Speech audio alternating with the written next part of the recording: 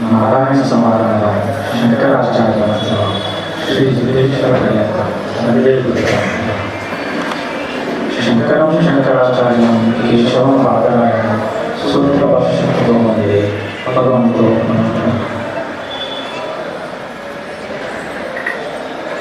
ఈరోజు మనం కళ్యాణ మహోత్సవం చేసాం ఎంతో వైభవంగా చేయాలి. అయితే ఈ ధనుర్మాసంలో గోదాదేవి గురించి తెలుసుకోవడం మనందరికీ చాలా ప్రేరణదాయకం. భక్తి మార్గం కలియుగంలో మరెట్ల కన్నా గొప్పది. ఎందుకంటే కలియుగంలో ఇతర మార్గాలు అనుసరించడం చాలా కష్టం. మనిషికి అంతటి శక్తి మనస్సు నిలకడలేకపోవడం వల్ల కలియుగంలో పూర్వయుగాల్లో చేసినంత గొప్ప తపస్సు యోగనిష్ట ఉండడం కష్టంగా. అందుకనే భగవంతుడు భక్తి మార్గాన్ని నమస్కారం యొక్క గొప్పతనాన్ని తెలియజేయడానికి కలియుగంలో అనేక రూపాల్లో అవతారం తీసుకుంటూ ఉంటాడు. అలాగే మనం ఇప్పుడు గోదాదేవి గురించి చూస్తే ఆవిడ అమ్మవారి స్వరూపాన్ని వెళ్ళి అక్కడ భక్తురాలుగా భూమి మీద వచ్చి మానవ రూపంతో దండవాద స్వామిని అచంచలమైన భక్తితో పూజించి ఆవిడ ఆ జీవితం మొత్తం ఆయన సేవకి వినియోగించి ఆయన్ని తన భక్తగా భావించి చివరికి రంగనాథ స్వామిలోనే అంటున్నాను.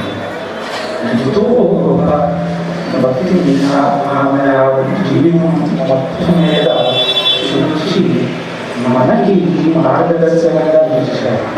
అయితే వైష్ణవ భక్తుల్లో ఆడవాళ్ళు ఉన్నారు 12 మంది. అందులో ఒక్కళ్ళే ఒకళ్ళు ఆడవాళ్ళు ఉన్నారు. ఆవిడే గోదాదేవి. అయితే పెరియాడని విష్ణు చిత్రుడు అంటారు.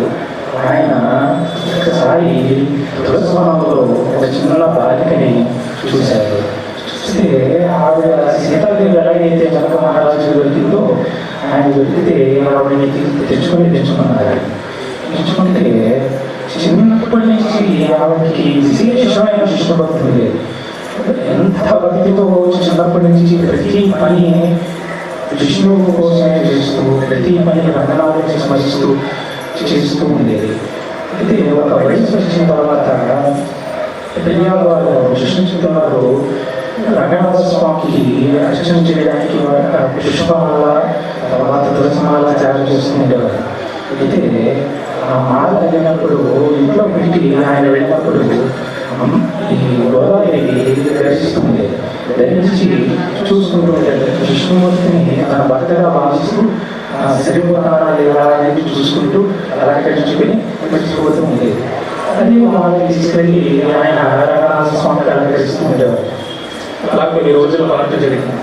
ఒకరోజు ఆయన చూశాడు, మనలో కొన్ని తల వెంట్రుకలు కనిపించాయి. ఆయన అయ్యో ఎవరో వేసుకున్నారో అని చెప్పి గోదాదేవిని అడిగారు. అడిగితే నేనే వేసుకున్నాను అని చెప్పి, అదేంటి స్వామి వెయ్యకుండా ముందుకు వెళ్ళాలా చేసుకుంటాం అని చెప్పి పంపించుకున్నాడు.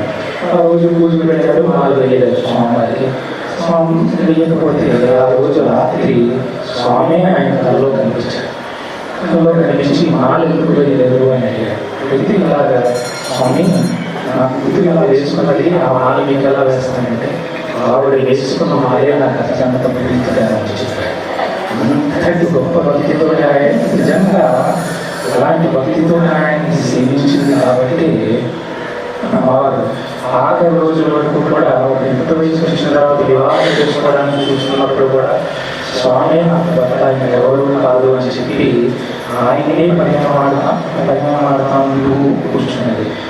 ఎవరికి అర్థం కాదు, ఏంటి స్వామివారి మళ్ళీ ఒక విగ్రహ రూపంలో ఉన్నాడు కదా, ఆయన ఎలా పరిణామాడుతాం అనుకుంటే ఆవిడ లేదు, స్వామి నా భర్త నేను ఎలాగైనా ఆయనే పెళ్లి చేసుకుంటానంటే ఆఖరికి ఒకరోజు స్వామి వాళ్ళ తల్లిదండ్రులను కల్లో కనిపించి మీరు వివాహ ఏర్పాట్లన్నీ చేయండి, నన్ను నేను పెళ్లి చేసుకుంటాను అని చెప్తే వాడు జన్మించిన శ్రీవల్లి గురించి శ్రీరంగాన్ని తీసుకెళ్ళారు అందులో ఆరాధించి. అయితే వివాహాన్ని జరిపించిన తర్వాత ఆవిడే శ్రీరంగనాథుడిలోకి ఐక్యం అయిపోయింది. ఈ రోజుకి ఆ ప్రదేశాలు భక్తితో మనకన్నిటికీ చూస్తే ప్రజలు ఎంతో భక్తితో స్వామిని కొలుస్తున్నారు అంటే ఆ రోజు వాళ్ళు చేసిన తపస్సు యొక్క ఫలితం ఈ రోజుకి మనకి కనిపిస్తుంది. ఎన్నో మార్గాలు ఉండగా మనకి భక్తి మార్గం ఎందుకు అంత ప్రశస్త అంటే వేరే మార్గాల్లో అన్నింటిలో మనస్సుని నిలపడం భగవంతుని మీద చాలా కష్టం. భక్తి మార్గంలో ఏంటంటే భగవంతునే మన స్నేహితుడిగా తండ్రిగా అమ్మవారి అయితే తల్లిగా కూతురిగా భావిస్తూ ఉంటాం. కాబట్టి వాళ్ళతో ఈ అనుబంధం అనేది భావం అనేది కలుగుతూ ఉంటుంది. అనుబంధం ఇప్పుడు ఆ భావ సమాధిలోకి వెళ్ళి భగవంతుని దర్శిస్తూ ఉంటాం. ఆ భావ సమాధిలోకి ఎప్పుడైతే మనిషి వెళ్ళగలుగుతాడో ఆ భావ సమాధి నుండి ఆ సకల సిద్ధులు పొందగలిగే శక్తి వస్తుంది. మీరు చూడండి భక్తి మార్గంలో మనం చూస్తే ఆడవారు నగరాలు వాళ్ళ భక్తితోనే చూసేవాళ్ళు, నామస్వామి చేసేవాళ్ళు, తీవ్రమైన తపస్సులు ఏమి చేయాలి, గృహస్థ జీవితంలోనే ఉన్నారు. అయినా సరే వాళ్ళకి ఎంతో సిద్ధశక్తులు వచ్చాయి. ఎలా వచ్చాయి అంటే అది మనస్సును భగవంతుడి మీద నిలబడిన యొక్క గొప్పతనం. అది రెండవది ఏంటి అంటే మనస్సును నిలపాలి అంటే ఎంత బయటికి భక్తిగా ఉన్నా సరే లోపల మనస్సులో మాలిన్యం అంటే అది భగవంతుని చేరుకోలేదు. అందుకనే శంకరాచార్య వారు ఒకసారి ఒక భాషలో చెప్తుంటారు, శుద్ధి మన సర్వం శుద్ధ కదా మలినం మన కిం ఫలం శుద్ధ వాక్యం అన్నమాట. అంటే మనస్సు శుద్ధంగా ఉంటే సర్వం శుద్ధంగా ఉంటుంది, ప్రపంచం అంతా శుద్ధంగానే కనిపిస్తుంది. మనస్సులో మలినం ఉంటే ఎన్ని గొప్ప వాక్యాలు చెప్పినా సరే దానికి ఫలితం ఉంటుంది శంకరాచార్యులు గారు.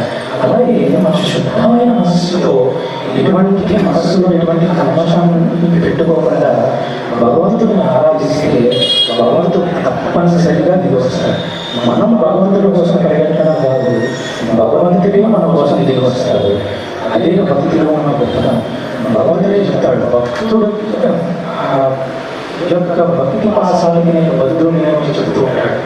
నిజంగా అంటే భక్తుడు నిజంగా ఆయన భక్తితో భగవంతుని నిలబెట్టగలుగుతాడు, నిలదీయగలుగుతాడు, ఏమైనా సరే భగవంతుడితో సాధించుకోగలుగుతాడు. అది భక్తి యొక్క గొప్పతనం. అందుకనే అటువంటి భక్తి అమ్మవారి దయ వల్ల స్వామివారి దయ వల్ల మనందరిలోనే కలగాలి అని చెప్పి మనం అందరం ప్రార్థిస్తాం. అమ్మవారి యొక్క అనుగ్రహం అలాగే సిద్ధేశ్వర స్వామివారి యొక్క అనుగ్రహం